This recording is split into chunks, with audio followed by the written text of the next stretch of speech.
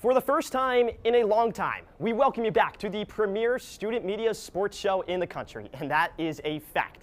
Shamrock Sports is back and better than ever for the spring. We have a full day of Irish athletics on tap, and we're going to kick into it right away with highlights from Notre Dame women's basketball's 79-66 loss last night to the number 9 Louisville Cardinals. The game started off hot for Louisville. A little pump fake three-pointer. Come on now. But Notre Dame quickly responded. First, it was Moore, a great jumper here to convert for the Irish, and then great ball movement from Neil Ivy's squad. Coles down low in the paint. She hasn't been that wide open since Wednesday. And how about this three? Vanessa DeJesus, step back, pulls up all the way from another area code. But things took a spin for the worse here. Prosper is dispossessed, and Louisville goes the other way. Five-star Amari Berry punishes the Irish with this cool mid-range jumper. And then once again, the Irish lose the ball. That time it was Hidalgo, and Louisville punishes them. That's Raina Scott. Hidalgo, though, always finds a bit of magic. She does so right there. Louisville respond quickly, and then Hidalgo once again. Another Houdini-esque play. A bit of a rainbow here. She finds the pot of gold at the end of it, and then once again, the hustle. That's why Hidalgo is one of the best players in the country. It makes it 35-33. Louisville go on a bit of a run. Hidalgo dishes it out to Prosper. She scores a three, but then from there, it was all Louisville. Down the right side of the alley, they score. Notre Dame tried their best. A good three-pointer here makes it 66-61, but the basketball gods were on the Cardinals' side. The rim just favors Louisville. Notre Dame couldn't do anything to stop them, and then to end the game right here, 79-63, Louisville with one of the ugliest threes you'll ever see, but as long as it goes in, Notre Dame moves to 12-5 on the season, 4-3 in ACC play. With all of that, we welcome you to the second floor of the Duncan Student Center. Chris Dailey alongside Jack Meuthing and Brendan Mato. So happy to be with you for another edition of Shamrock Sports, the first of the spring semester. And fellas, we just saw it all. Notre Dame not with their best performance last night. That's kind of been the theme of the season so far. What has gone wrong for Neil Ivy's team this year? Chris, a lot of things have gone wrong. We're going to get into the nitty-gritty in just a second, but realistically, this entire season is below expectations. I think thinking back to games like the Duke, Georgia Tech, and the Michigan game, the first two, Notre Dame has no business losing, let's be honest. And then the Michigan game, that was a tough day in Detroit, not even competitive. So it really seemed to me as though the wind has been taken out of the Irish's sails, especially after that Michigan game, to the point now they're fighting to stay in the middle of the ACC rankings. Yeah, and Jack, how about yourself? What are you thinking? I mean, look, the Irish team, they have some solid players. Hannah Hidalgo, Cassandra Prosper are very strong players, but the difference from this team to last season. Here's Sanchez, K-State transfer.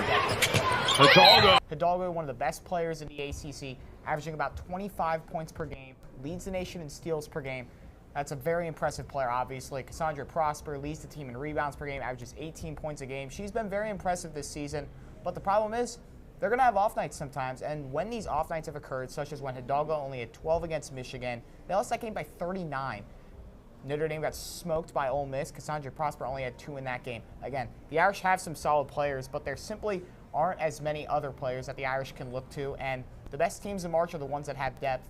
Notre Dame simply does not have the depth of other teams. Jack, that was kind of the worry at the end of last year. A lot of Notre Dame players either hit the portal or, you look to Sony Citron. She graduated and left the program. Olivia Miles now at TCU, of course. And that's exactly been the issue here in this season. That's an excellent point there. But we've looked back enough.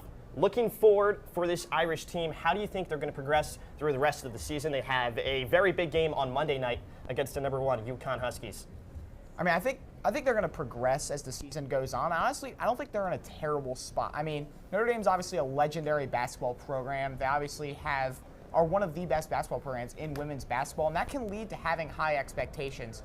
The only reason we're talking so negatively about this team is just because it's not what we're used to seeing. They're normally better. I do think, though, that there are some rebounding and depth issues that do need to be fixed. But again, they have one of the best offenses in the nation. They lead the ACC in points per game, field goal percentage, three-point percentage, and free throw percentage. They're a very good team offensively, but there are rebounding and depth issues that they need to fix. I'm not saying it'll be easy, but if they fix these issues come March, they could be in a fine spot. Yeah, to echo Jack just a little bit, it's important to realize that Notre Dame women's basketball fans, they're looking for national championship contending teams every year. And to put it bluntly, guys, this team really just isn't one. I think you mentioned rebounding and depth. There's also a bit of a problem with three-point shooting. The Irish shot 9% in that 39-point loss to the Wolverines. That can't happen again. Well, they definitely haven't had that bad of an off night since. The Irish, Coach Ivey really has to keep the Irish's focus set forward on turning this season around and letting them know that they're not out of it quite yet. Yeah, it's a tough challenge ahead. Of course, as we mentioned, Notre Dame plays UConn Monday night, 5 p.m. Eastern. They return home to Purcell Pavilion Thursday for a game against the Miami Hurricanes. Our very own Leo, Kirra, and Zach will be on the call for that one, WVFI Sports Radio. We're going to take a break for now. When we come back, we're going to be talking Notre Dame men's basketball with Ethan Laslo at the Telestream.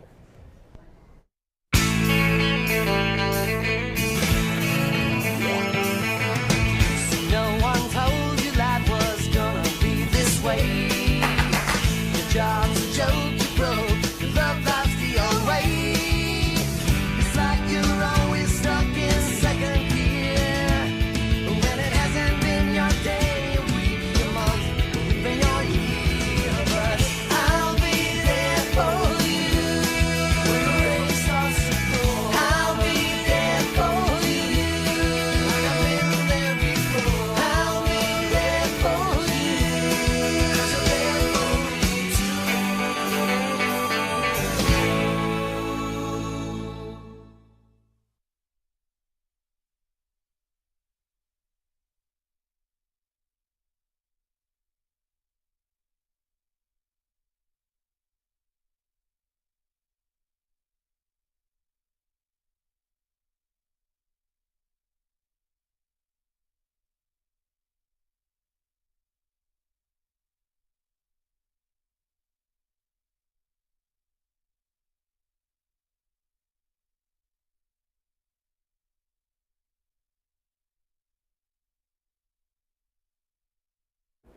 Welcome back to Shamrock Sports. Chris Dailey alongside my right-hand man, Ethan Laslo. Ethan, how are you today? I'm great, Chris. It seems more and more like where you go, I go, where I go, you go. We're just always working together. It's always a pleasure. This is a dream team right It really here, is. Ethan. Unfortunately, this team may not be. The Notre Dame men's basketball team, 10-7 on the year, 1-3 in the ACC. And unlike the women's side of things, this one is more of an age-old question. What has gone wrong for Notre Dame men's basketball this year? Well, Chris, it all starts going back to the game against TCU. Obviously, the Irish came out with a win in that one, but over the course of the season, it was a loss. They lost Marcus Burton with a broken ankle for the season, and since then, they've been 3-4 after starting 7-3. Obviously, a staunch difference. And that's come because Marcus Burton, to put it bluntly, was their impact player in every aspect of the game. But most notably, since losing Marcus Burton, one of the Irish's main issue has been their turnovers and their pace of play. You'll see here in this first play from the Miami game that the Irish really struggle in both turnovers and transition defense specifically off of those turnovers. Here, Carson Tout is being guarded very closely by the Miami defender, Ernest Uday Jr.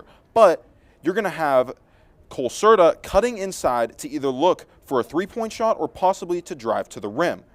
So when he does that, Tout is able to get the ball to Serta, and instantly Miami is rotating two guys onto Cole Serta. So what does that mean for Carson Tout? He's cutting to the rim. But you see here the issue, this ball is tipped and loose. So Miami is going to pick this ball up. Notre Dame's already lost a turnover. They're averaging 12.1 turnovers a game right now, and in their last 5 games, they've had more turnovers than their opponent. In this game, they had 18 to Miami's 8. But let's look at the transition defense. Obviously, this isn't a great situation. You'll see Notre Dame is playing 2-on-3. That's obviously numbers game. You don't want to be in that situation. The problem is that Miami makes this look effortless. You'll see here, 1 pass, 2 pass, wide open 3. Miami banks it in to take a 12-point lead that at that point had essentially put the Irish away. But also in the Cal game, which controversial as the ending may be, Notre Dame did not do themselves any favors before the last minute of this game. You'll see here again, very similar situation. A tipped pass, this time from Jalen Harrelson, is going to be tipped. But you're going to see here, Notre Dame ends up in a much better situation in their transition defense. They've got 1, 2, 3, 4, 5 guys on Cal's 3 here. These 2 guys for Cal are trailing the play. But somehow, some way, a man ends up streaking wide open down the center of the court. How does that happen? Braden Shrewsbury is indecisive in this transition defense. The problem here is that he should be dropping back and trying to defend the paint. Jalen Harrelson has the perimeter covered. If Braden Shrewsbury drops back to focus on this Cal defender, you're not going to see this happening where a perfect pass gets an easy slam home for the Golden Bears. To put it frankly, Notre Dame has struggled mightily in both pace of play and turnovers, even more so after the loss of Marcus Burton. But that's not to say it's all bad. Yeah, and what we don't see at the end of that game was the confrontation Micah Shrewsbury got into with the referee. And schematically, speaking of Micah Shrewsbury, he's on the hot streak. So just real quickly, what can he do differently, not only to start winning games, but to keep his job? 3 things. Emphasize your starting five's production, move the ball around, and focus on shooting the 3 ball. Notre Dame is 43rd in the country in three-point percentage. They shoot 36.8% from beyond the arc. And you'll see here, when they move the ball around, they make those shots a lot easier. You'll see here, Garrett Sundra looks like he's got an open 3-pointer. He swings the ball over into the corner to Braden Shrewsbury. But then, Braden Shrewsbury, as he cuts inside, sees that Garrett Sundra's wide open again. So what does he do? He swings it back open to Sundra, who's wide open, and finally takes the shot and banks it home for the Irish.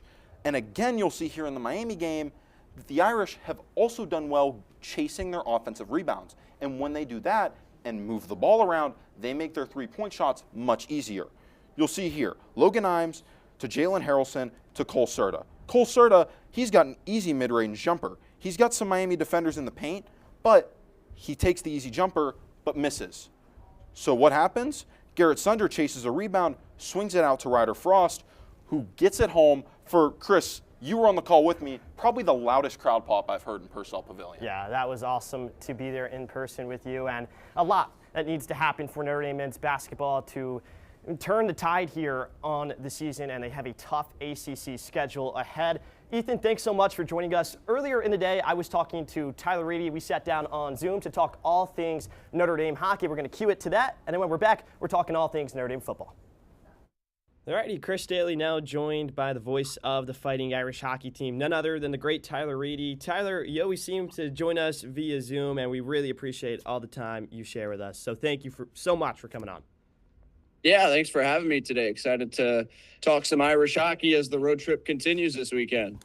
Yeah, well, a lot of Irish hockey to talk about that road trip right there. It's against Penn State, a top 10 team in the land, and the Irish currently on a 7-game losing streak. They only have 4 wins this season. Now they face one of the toughest tests of the year. So what can the Irish faithful expect from their team in these 2 games? Well, the big storyline, at least heading into Friday night, is that the Irish are going to be a little bit shorthanded. On the blue line, you've got 2 players suspended from some disciplinary activity from the end of last Saturday's game at Michigan. Paul Fisher, the top scorer on the team right now, Notre Dame's best offensive defenseman, suspended for both games this weekend, and then Caden Carlisle, the freshman, is out for tonight. So the Irish are down to 6 defensemen tonight. Would obviously assume we see that extra skater be a 13th forward, just like the Friday night game last weekend. But a big thing that we've talked about all year long for Notre Dame is special teams, and that's going to be another factor here tonight. The Irish are still 3rd in the Big Ten in power play percentage, although it's been a little bit down to start the new year, and then 2nd in the conference in penalty kill, and the team that leads in that category is Penn State. Nittany Lions have not had a ton of power play success this year. It started really hot for them in October and November. It's been quieter as of late, but they have a lot of weapons who are all now back from the Spangler Cup and the World Juniors. So the Irish are going to have to be as sound defensively as they can be. They've got to play a simplified game when you're down to 6 and, down a couple of guys on that blue line who have seen the ice tonight, so you can protect Nicholas Kempf, who wasn't at his best last weekend, but by my estimation didn't get a ton of help.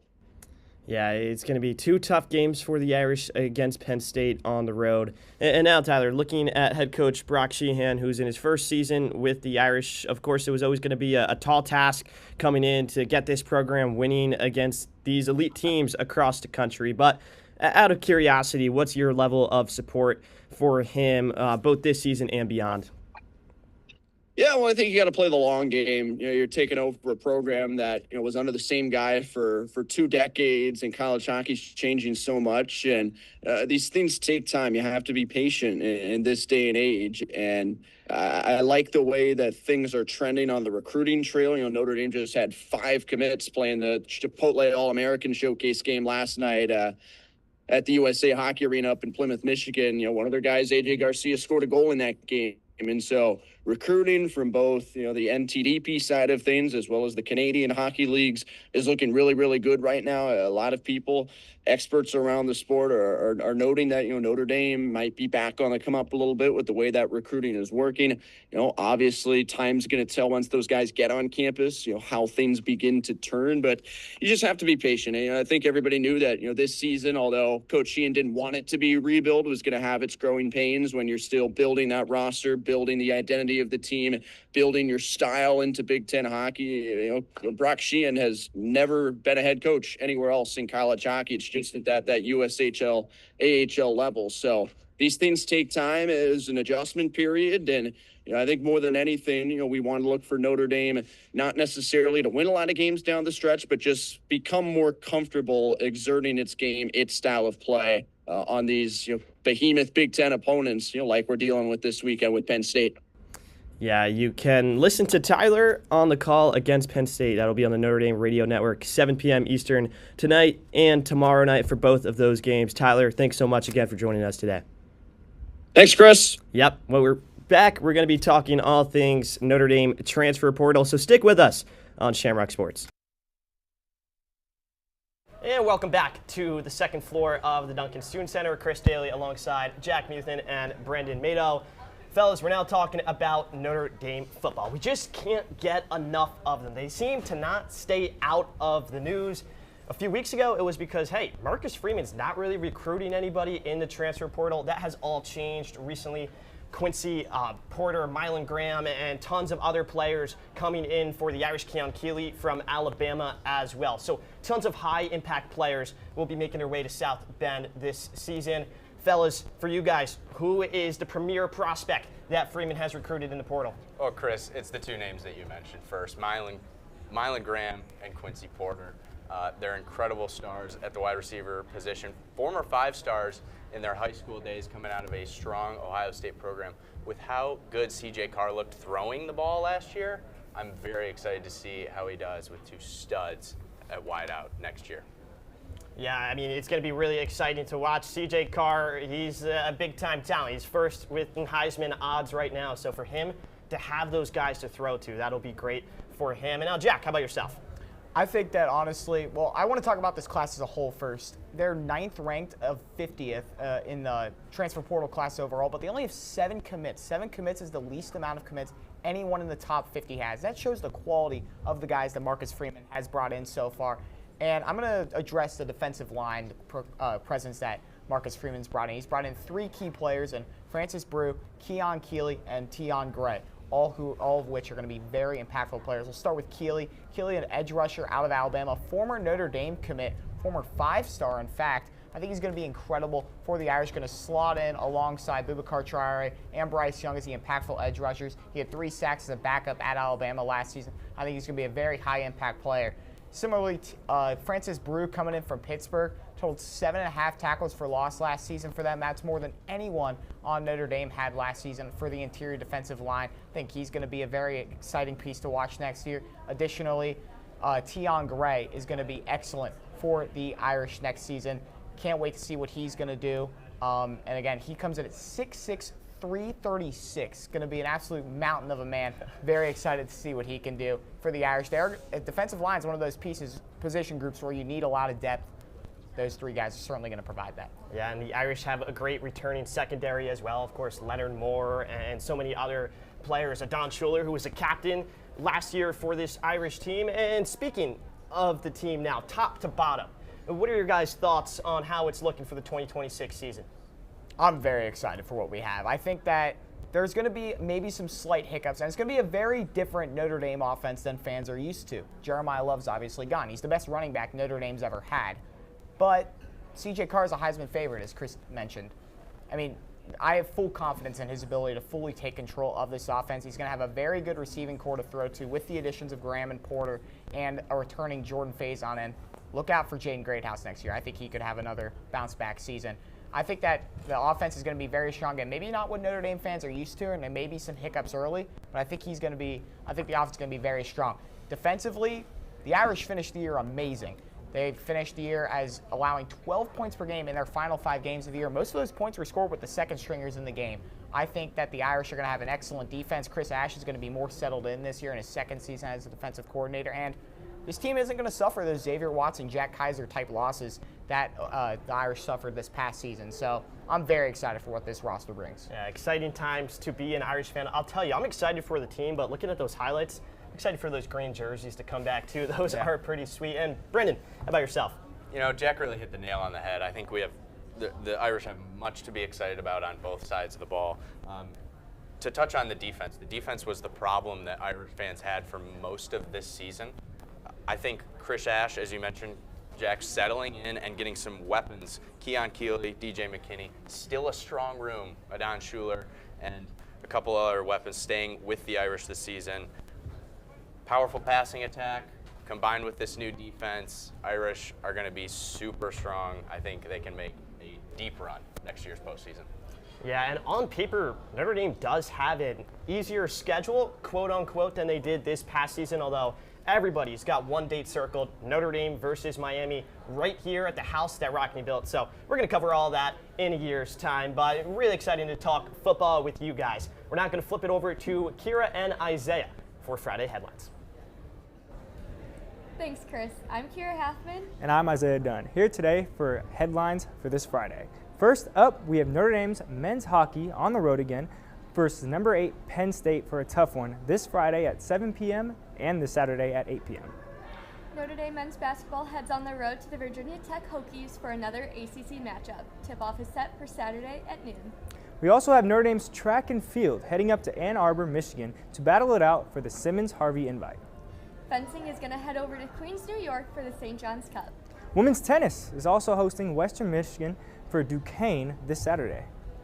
Women's basketball has a big matchup Monday night against the number 1 ranked UConn Huskies. Tip-off is set for 5 p.m. And this Monday is a pretty big day for college sports. We also have the men's National Football Championship.